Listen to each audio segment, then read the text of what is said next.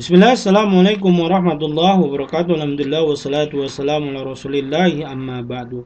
Ya, Imam Ahmad mengatakan, wa tarkul bid'ah, meninggalkan bid'ah. Wa kullu bid'atun fahiya dhalalatun. Dan seluruh bid'ah, maka sesungguhnya dia itu adalah kesesatan. Ai min usuli ahli sunnati wal jamaati. Pondasi pokok ahlussunnah wal jamaah tarkul bid'ah kulluha, yaitu meninggalkan bid'ah seluruhnya, li'anna dhalalat, dikarenakan seluruhnya itu adalah kesesatan. Siapa yang mengatakan kesesatan? Itu adalah Nabi sallallahu alaihi wasallam dalam hadis al-Irbad ya bin Sariyah al-mutaqaddim yang sebelumnya.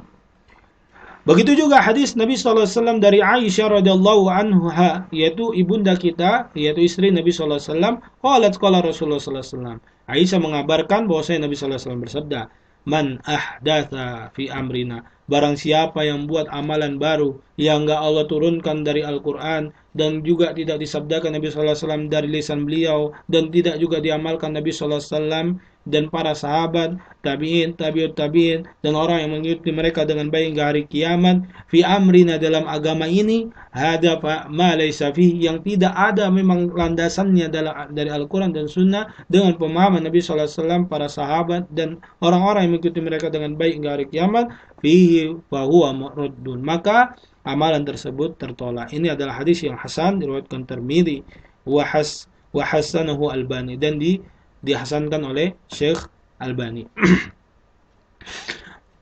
Ay mardudun alaihi bima'na al-mardud, wa ma'nahu, makna mardud itu adalah fahuwa batilun, maka amalan itu batil. Oleh sebab itu, ya, Allah Subhanahu wa taala tidak akan menerima amal kita, ya, kecuali terpenuh padanya dua hal, dan ini adalah ya syarat amalan tersebut menjadi amal soleh.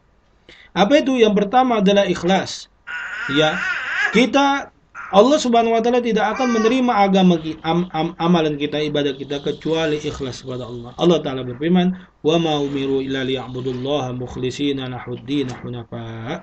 Tidaklah mereka diperintahkan kecuali supaya mereka, yaitu orang-orang kafir dari ahlu kitab dan orang-orang musyrik, supaya mereka beribadah kepada Allah Subhanahu wa taala dengan mengikhlaskan agama. Dan yang kedua adalah ittiba, ya, sesuai dengan apa yang Nabi sallallahu alaihi wasallam datang dengannya, sesuai dengan amalan Nabi sallallahu alaihi wasallam. Kalau tidak sesuai dengan amalan Nabi sallallahu alaihi wasallam, maka kenalah hadis sebelumnya, man ahdatsa fi amrina hadza ma laysa fihi fawaradun, ya.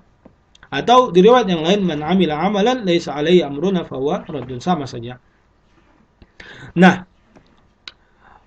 Wahadal hadithu, dan hadis ini, qa'idatun 'azimatun min qawaidil islami. Ini adalah kaidah yang sangat besar di dalam kaidah-kaidah Islam. Kenapa? Huwa min jawami'i kalamihi sallallahu alaihi wasallam. Ini termasuk jawami'ul kalam.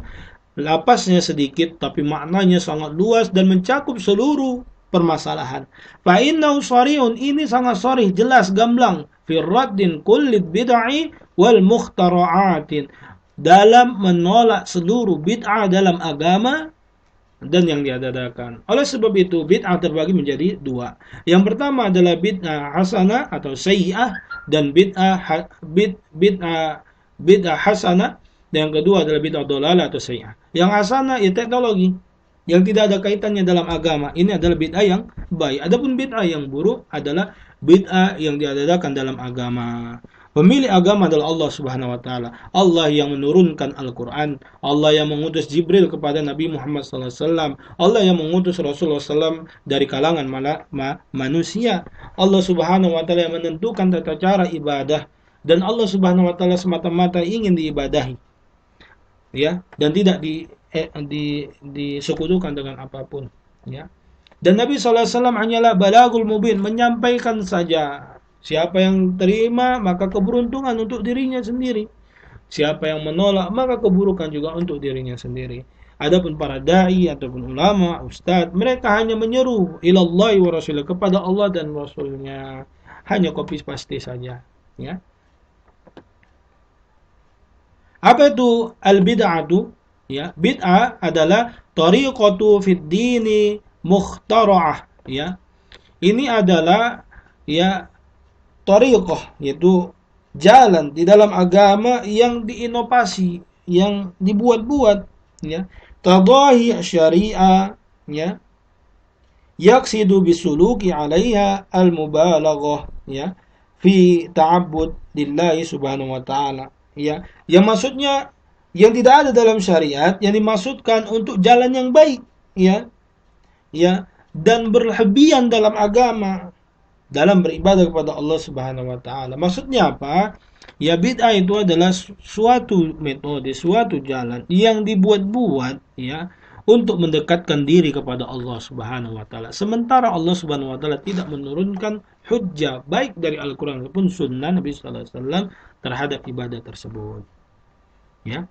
Contohnya, Allah Subhanahu wa taala menginginkan ibadah itu hanya kepada Allah Subhanahu wa taala. Lalu seorang memberi seperti menyembelih.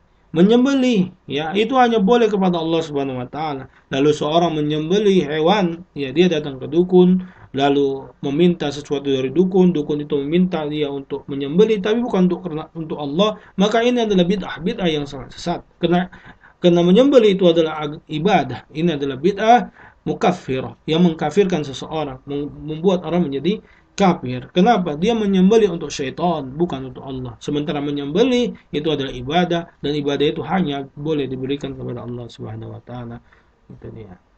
Dan Allah Subhanahu wa taala tidak menurunkan syariat untuk menyembelih kepada syaitan, kepada dukun, ya. Maka jatuhlah dia kepada bid'ah. Orang-orang seperti harus dinasihati dan harus diminta untuk bertobat. Nah, cukup dari sini. Subhanakallahumma bihamdika asyhadu an la ilaha illa anta astaghfiruka wa atubu ilaik. Wassalamualaikum warahmatullahi wabarakatuh.